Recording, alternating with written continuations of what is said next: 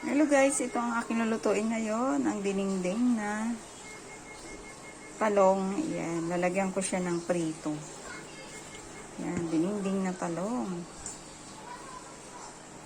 Tagal-tagal na rin hindi ako nakapagluto nito guys.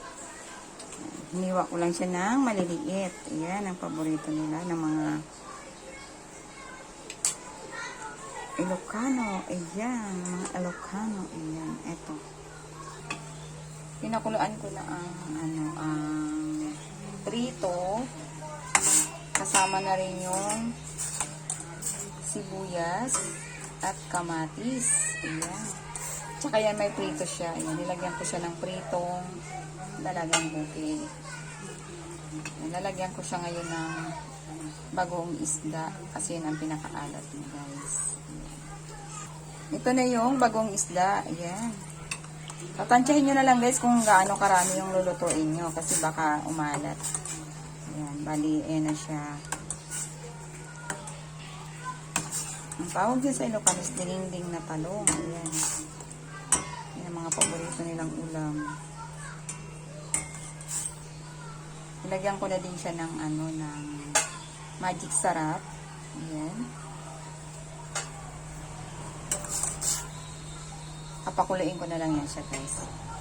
Para ilagay ko yung yung talong. Mabilis lang siya lutuin. Napakadaling ihanda. Yan, basta may prito ka, kahit anong klaseng prito, basta isda. Ayan, pwede sa dinengdeng. Ayan, pwede pa nga to sa guys ampalaya sana yung hinahanap ko. Kaso nga lang, walang ampalaya. So, talong na lang yung nakita ko. Kaya inalang muna yung paglalagyan ko ng prito.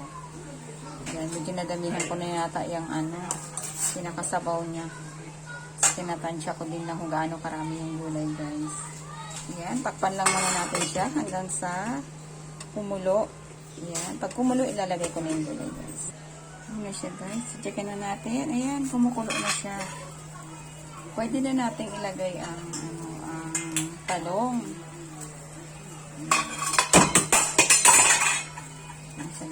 Malagay ko na yung talong.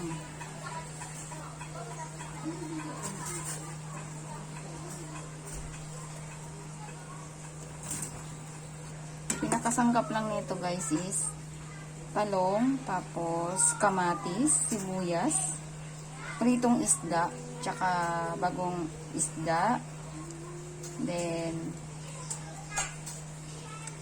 magic sarap. Ayan lang siya guys. Ito na siya guys. Luto na ang dinengdeng na talong. Ayan. Maraming salamat sa panonood.